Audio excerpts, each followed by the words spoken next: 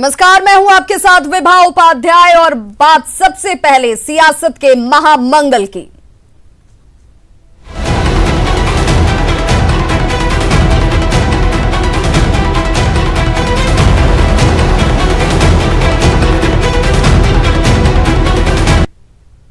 तो बिहार की सियासत के लिए आज का दिन महामंगल का है, क्योंकि हर पार्टी में हलचल बेहद तेज है। कोई उम्मीदवारों की घोषणा करने वाला है तो कोई सीट शेयरिंग का ऐलान कर सकता है। हम पार्टी ने कल रात अपने 7 उम्मीदवारों की सूची को जारी कर दिया। वहीं कांग्रेस आज अपने 46 उम्मीदवारों की घोषणा कर सकती है, क्योंकि कल हुई कांग्रेस चुनाव समिति की दिल्ली में बैठक में इस पर मोहर लगाई गई। सबसे बड़ी एनडीए के लिए, क्योंकि आज एनडीए के घटक दल बीजेपी जेडीयू के नेता साझा प्रेस कॉन्फ्रेंस करने वाले हैं, जिनमें सीट शेयरिंग की घोषणा हो सकती है। वहीं खबर यह भी है कि मुकेश सहनी बीजेपी नेताओं के संपर्क में हैं और जल्द ही एनडीए में उनकी बात पक्की हो सकती है। वहीं आज आरजेडी के पार्लियामेंट्री बोर्ड की बैठक भी है, जिसमें उम्मीदवारों के नामों पर चर्चा होगी। संभव है कि चर्चा के बाद इसकी घोषणा भी की जा सकती है। तो सियासत के लिहाज से आज का दिन महामंगल का। देखिए, तमाम राजनीतिक दलों की तरफ से आज गहमा गहमी रहने वाली है और एक एक करके उम्मीदवारों की लिस्ट फाइनल होने के साथ सामने इसे रखा जाना भी शुरू हो चुका है। और एनडीए के लिहाज से यह दिन सबसे ज्यादा खास, क्योंकि आज संयुक्त रूप से प्रेस कॉन्फ्रेंस किया जाना है और ऐलान कितनी सीटों पर जेडीयू या कितनी सीटों पर बीजेपी, जिसके साथ मांझी और मुकेश सहनी को लेकर के भी स्थिति साफ होती हुई। आज की बड़ी खबर सियासत के लिहाज से एनडीए खेमे से है। जी हां, जेडीयू और बीजेपी के बीच सीट बंटवारे का फाइनल फॉर्मूला सुलझ चुका है और मैराथन बैठक के बाद बीजेपी के सभी बड़े नेता पटना लौट चुके हैं। पटना में आज सीट शेयरिंग और उम्मीदवारों की घोषणा होगी। अब तक जो खबर मिल रही है उसके मुताबिक बीजेपी और जेडीयू के बीच 122 और 121 का फॉर्मूला फिक्स किया गया है। जेडीयू अपने कोटे से 7 सीट हमको देगा। वहीं सूत्र ये बता रहे हैं कि बीजेपी अपने कोटे की कुछ सीटें मुकेश सहनी की पार्टी यानी कि वीआईपी को दे सकती है, क्योंकि महागठबंधन से अलग होने के बाद मुकेश सहनी लगातार बीजेपी नेताओं के संपर्क में हैं। अब आज नजर रहेगी कि बीजेपी अपने कोटे से मुकेश सहनी को कितनी सीटें देते हैं।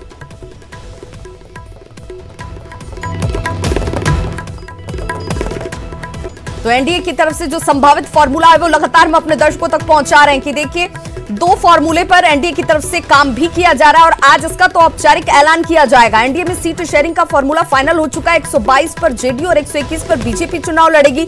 एक फॉर्मूले के तहत ये भी है और दूसरा फॉर्मूला जो सामने रखा जा रहा है उसमें 119 की बात भी सामने आ रही है। हालांकि अब चूंकि जीतन राम मांझी को 7 सीटें दी जा चुकी हैं और उन्होंने अपने कैंडिडेट की घोषणा भी कर दी है कि कौन से कैंडिडेट कहां से चुनावी मैदान में ताल ठोकेंगे। और ऐसे में आज सिर्फ और सिर्फ इंतजार इस बात का कि बीजेपी संयुक्त प्रेस कॉन्फ्रेंस कब करती है और इस प्रेस कॉन्फ्रेंस के साथ क्या मुकेश सहनी की मौजूदगी भी उसमें होती है।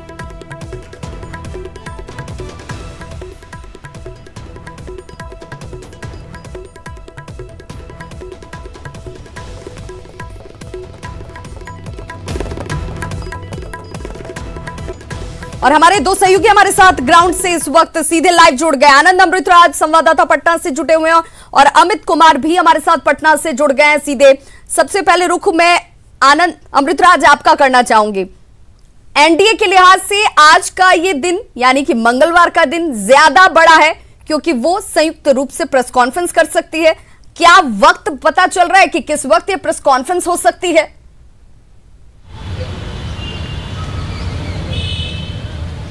देखिए विभा, जो सूत्र बता रहा है कि लगभग 1 से 2 बजे के आसपास ये प्रेस कॉन्फ्रेंस हो सकती है, चूंकि बीजेपी के तमाम जो बड़े नेता हैं वो दिल्ली से पटना लौट चुके हैं और जो खबर मिल रही है कि बीजेपी के नेता जेडीयू नेताओं से बातचीत करेंगे और एक टाइम सेट कर लिया जाएगा, क्योंकि उम्मीद जरा यही जा रही है। जेडीयू की तरफ से भी कहा जा रहा था कि एक ज्वाइंट प्रेस कॉन्फ्रेंस होना बेहद जरूरी है, क्योंकि जो मैसेज जा रहा था लोजपा को लेके वो दूर होनी चाहिए। साथ ही सीट का जो शेयरिंग का फॉर्मूला है वो भी अनाउंस हो जाना चाहिए एक बार।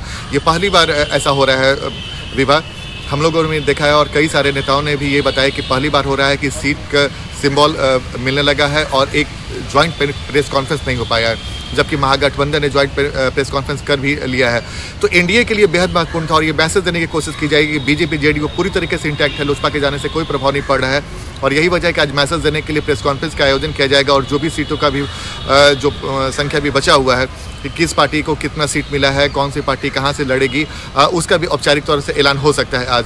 बिल्कुल, अमित का रुख करना चाहूंगी मैं। अमित, चूंकि आप बीजेपी की तरफ से क्या रुख रहता है और क्या ये माना जाए कि इस परसेप्शन के लिए ये प्रेस कॉन्फ्रेंस औपचारिकता के तौर पर की जाएगी ताकि लोगों को ये बताया जा सके कि हम साथ साथ हैं और एलजेपी के हमसे अलग होने के बाद एनडीए के सेहत पर इसका कोई असर नहीं पड़ने वाला है?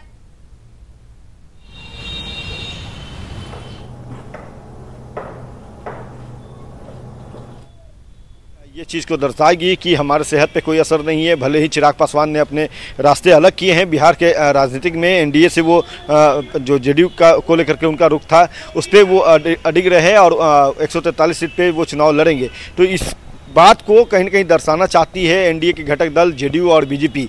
संयुक्त तौर पे ये प्रेस कॉन्फ्रेंस होगा और जो जानकारी मिली है कि मुकेश सहनी भी जो है वो आज देर शाम पटना लौट आएंगे। तो निश्चित तौर पे कहीं ना कहीं ये कोशिश होगी कि एनडीए पूरी तरह से जो है बीजेपी और जेडीयू जो है इंटैक्ट होकर के चुनाव मैदान में जा रही है और तमाम जो विरोधी खेमा है उन्हें जो शिकस्त देगी और इसको लेकर के सटीक रणनीति है और क्या वो रणनीति होगी इस प्रेस कॉन्फ्रेंस के माध्यम से जो है वो एनडीए के घटक दल जेडीयू और बीजेपी के जो शीर्ष नेता हैं बिहार वो लोगों के सामने रखेंगे, मीडिया के सामने रखेंगे। लेकिन सबसे बड़ा सवाल विवाह यहाँ ये उठता है कि आखिर चिराग ने रास्ते जुदा किए और उसका असर जो है वोट बैंक के तौर पे क्या पड़ेगा नहीं पड़ेगा, ये देखना बेहद अहम होगा। चूँकि चिराग पासवान ने कहा कि हमारा अपना वोट बैंक है, जातीय ध्रुवीकरण हमारे साथ है, जो पिछड़े जाति के लोग हैं वो हमारे साथ है, युवा हमारे साथ है। तो तमाम तरह की बातें चिराग पासवान ने भी की है और इसी बात को लेकर के जो जेडीयू है उनकी पेशानी पे बल भी देखने को मिला। जब भी बात होती थी चिराग पासवान को लेकर के तो जेडीयू दो टुक शब्दों में कहती थी कि देखिए चिराग पासवान जो है वो बीजेपी का हिस्सा है, हमारे साथ वो कभी ना रहे हैं और ना आगे हो सकते हैं। तो कहीं न कहीं जेडीयू जो है वो थोड़ी परेशान जरूर थी, लेकिन जब बिल्कुल तस्वीर साफ हो चुकी है तो बीजेपी को अपने साथ रख कर के अपने साझेदारी में प्रेस कॉन्फ्रेंस करना, इस बात को लेकर के कवायद कही जा सकती है कि जेडीयू जताना चाहती है कि बीजेपी आज भी हमारे साथ राज्य में मौजूद है, राज्य की सक्रिय राजनीति है, हमारे साथ ही चुनाव लड़ रही है। तो एक गठबंधन का जो मजबूती है वो यहाँ पे दर्शाने की कवायद हो सकती है कि बीजेपी। हालांकि वक्त क्या है इसे लेकर अभी भी संशय की स्थिति है कि आखिर कितने बजे ये ज्वाइंट प्रेस कॉन्फ्रेंस जो है वो की जानी है। बहुत बहुत शुक्रिया अमित आपका भी और आनंद अमृतराज आपका भी हमारी इस जानकारी के लिए, चर्चा के लिए बहुत बहुत शुक्रिया। और सूत्रों के हवाले से बड़ी खबर राजनीतिक तौर पर यह भी कि पटना की 8 सीटों पर बीजेपी कैंडिडेट तय कर लिए गए हैं। दीघा से संजीव चौरसिया बीजेपी के उम्मीदवार होंगे। अपने दर्शकों को हम ये बड़ी जानकारी देते चलें, दीघा से संजीव चौरसिया बीजेपी के कैंडिडेट होंगे। ये बड़ी खबर इस वक्त सामने आती हुई बांकीपुर से नितिन नवीन को बीजेपी ने टिकट दिया है। देखिए दीघा से संजीव चौरसिया सामने है, बांकीपुर से नितिन नवीन को बीजेपी ने अपना टिकट दिया है। कुमरार की बात करें तो अरुण सिन्हा, इन पर बीजेपी ने एक बार फिर से भरोसा जताया है। पटना साहिब से नंदकिशोर यादव को टिकट दिया गया है। बाढ़ से ज्ञानेंदु सिंह ज्ञानू को टिकट बीजेपी ने दिया है। बख्तियारपुर से अगर बात कर ली जाए तो बख्तियारपुर से रणविजय सिंह को टिकट दिया गया है। ये वो तमाम संभावित, सूत्रों के हवाले से हम अपने दर्शकों को ये जानकारी दे रहे हैं कि ये वो संभावित नाम है जिसको लेकर के हालांकि औपचारिक ऐलान भी किया जाएगा। इन तमाम कैंडिडेट्स को फोन भी घुमाए जा रहे हैं। दानापुर से आशा सिन्हा को टिकट मिलने की पूरी संभावना है। विक्रम से अतुल कुमार बीजेपी के उम्मीदवार होंगे। सभी मौजूदा विधायकों को टिकट बीजेपी की तरफ से दिया जा रहा है। सूत्रों के हवाले से ये बड़ी खबर हम अपने दर्शकों तक पहुंचा रहे हैं।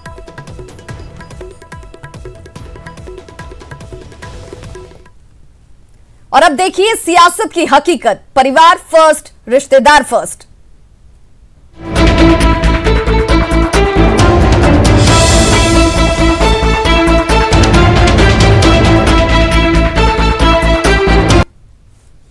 तो परिवार फर्स्ट, रिश्तेदार फर्स्ट क्यों कह रहे हैं, ये जानने के लिए जरा पार्टियों की हकीकत देखिए।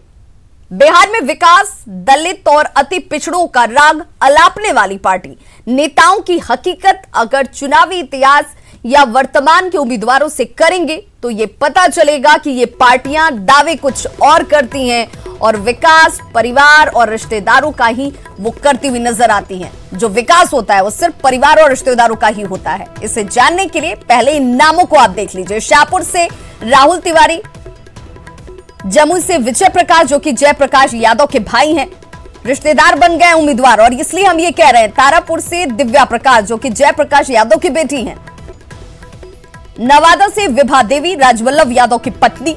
आरजेडी में परिवारवाद का यह स्वरूप देखिए किस तरीके से है। संदेश से किरण देवी अरुण यादव की पत्नी, क्योंकि यह कहा जाता है कि हम परिवारवाद को नहीं फॉलो करते हैं, ऐसा कुछ भी नहीं है। रामगढ़ से सुधाकर सिंह, ओबरा से ऋषि सिंह जो कि कांति सिंह के पुत्र हैं। शाहपुर से राहुल तिवारी, शिवानंद तिवारी के पुत्र। तो ये वो फहरिस्त जो हम आपको दिखा रहे हैं कि आरजेडी में परिवारवाद आखिर क्यों इसका आरोप लगता रहा है, कार्यकर्ताओं की नाराजगी क्यों खुलकर आ रही है और कथनी और करनी का फर्क क्या है, वो इन नामों के साथ जाहिर होता हुआ।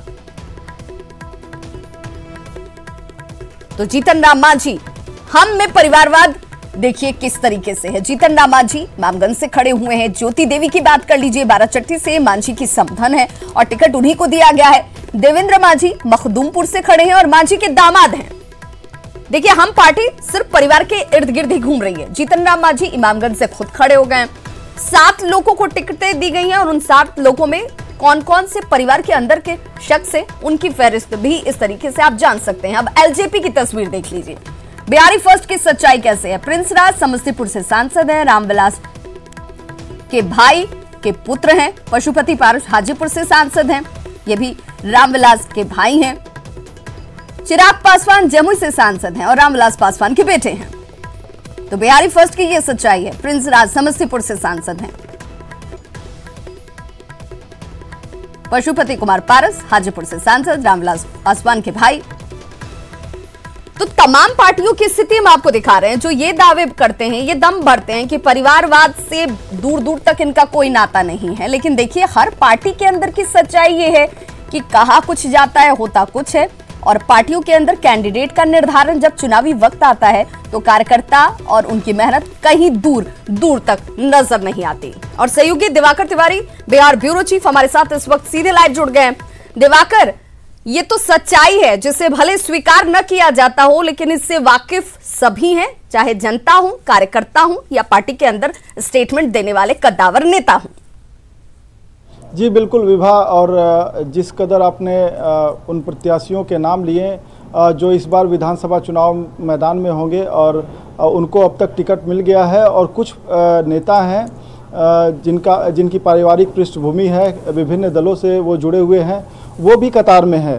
तो आप देख लीजिए कि अमूमन सभी पार्टियों में आप देखिए कि प्रत्याशी जो हैं उनकी या तो राजनीतिक पृष्ठभूमि है या उनके परिवार में किसी न किसी व्यक्ति का सरोकार रहा है किसी न किसी दल से और राजनीति से।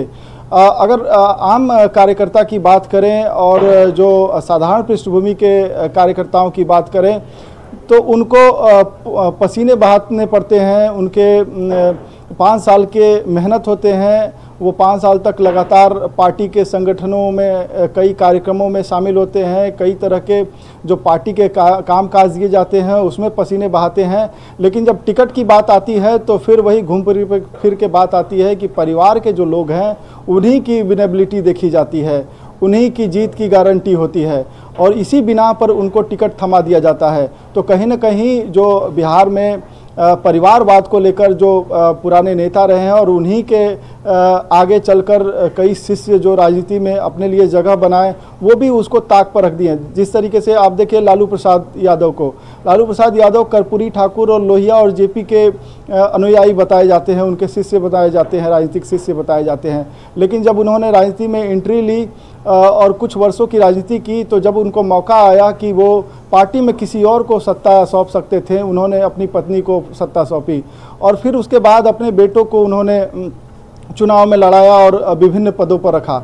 उसी तरीके से कई नाम हैं। दिवाकर, तो क्या इसे ये माना जाए कि ये सिर्फ और सिर्फ कहने की बातें हैं, कार्यकर्ताओं की नाराजगी का पार्टी को कोई फर्क नहीं पड़ता है क्योंकि उसका परिणाम में कोई असर नहीं पड़ता है, तभी तो पार्टियां इस बात को नजरअंदाज भी करती हैं, बहुत गंभीरता से नहीं लेती और जो सवाल भी उठाते हैं उनके अंदर भी ये तमाम चीजें बजाता नजर आती हैं, चाहे वो किसी भी पार्टी का जिक्र कर लीजिए।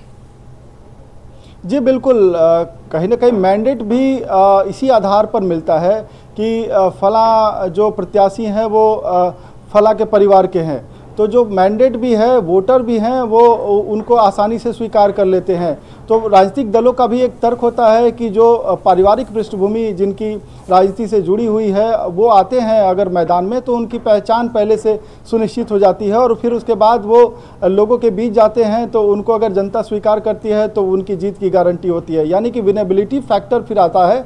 5 साल तक पार्टियां इस बात को खारिज करती हैं कि वो परिवार से किसी को जगह देंगे या चुनाव में या पार्टी के कामकाज में उनको या पार्टी के किसी पद पर किसी को जगह देंगे, लेकिन जब भी चयन करने की बात आती है, सिलेक्शन की बात आती है, तो फिर जाकर उन्हीं परिवारों के किनारे लग जाती है। जो उम्मीदवारों की उम्मीदवारी है वो साफ नजर आती है। बहुत बहुत शुक्रिया दिवाकर तमाम जानकारी के लिए। और एक बार फिर से देखना होगा कि इस बार जब वही परिवारवाद एक बार फिर से दोहराया जा रहा है तो कार्यकर्ताओं की नाराजगी का क्या खामियाजा पार्टियों को भुगतना पड़ता है।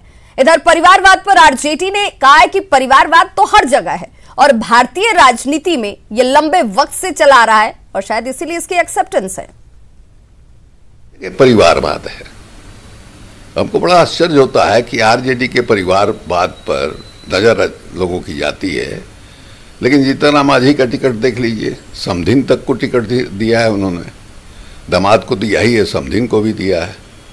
आप जो है भारतीय जनता पार्टी के भी टिकट को आप देखिएगा, बड़े नेताओं के बेटा को एकोमोडेट किया गया है और भारतीय राजनीति में लंबे समय से ये चल रहा है। अब देखिए, अनुग्रह बाबू बिहार के बहुत बड़े नेता थे, बाद में उनके सत्येंद्र बाबू ने उनकी विरासत जो है संभाली। इस तरह से कई उदाहरण आपको मिल जाएगा। आरजेडी इन्हीं लोगों के साथ काम करने वाली संस्था है, ये पार्टी ही इन्हीं लोगों की है, तो वो उससे दूर कैसे हटेंगे। उन पर दबाव रहता है, बहुत बड़ा खेल रहता है, तो निश्चित रूप से मजबूरी कहिए या उनकी लाचारी कहिए, और सबसे बड़ी बात है कि मानसिकता ही वही है जिसका नींव ही परिवारवाद पर शुरू हुआ है। तो निश्चित तौर पर ऐसे लोगों को तो टिकट मिलेगा ही। लालू यादव के पूरा परिवार हावी था, अब नेताओं के परिवार को ही मिल रहा है। अब यहाँ तक कि बलात्कारियों को परिवार को टिकट मिल रहा है। बलात्कारियों से नया बिहार बनाने का सपना देखने तेजस्वी यादव जी बिहार के 12 करोड़ जनता बखूबी समझ रही है। ऐसे लोगों को करारा जवाब मिलेगा विधानसभा चुनाव में। तो देखिए, स्टेटमेंट आपने सभी पार्टियों के सुन लिए, आरोप प्रत्यारोप अपनी जगह पर है, लेकिन जब परिवारवाद की चर्चा होती है तो हर बार चुनाव के वक्त टिकटों की दावेदारी और उसके बाद इसके फाइनलाइजेशन पर सिर्फ यही तस्वीर उभरती है। खासकर बिहार की सियासत की बात करें तो नीतीश को छोड़कर हर जगह यही परिवारवाद हावी है। सीतामढ़ी के गन्ना किसानों का रुख करेंगे, जिनसे जुड़ी खबर यह कि करीब 120 करोड़ रुपए रीगा चीनी मिल पर बकाया है। मिल बंद होने की कगार पर है और किसानों ने कई बार इसे लेकर आंदोलन तक किया, लेकिन रुपए उन्हें नहीं मिले। किसानों को इस बात की भी चिंता सता रही है कि खेतों में जो फसल लगी है आखिर उसका होगा क्या। चीनी मिल से जुड़े करीब 50,000 किसान इस बार इसे चुनावी मुद्दा बनाने की तैयारी में हैं।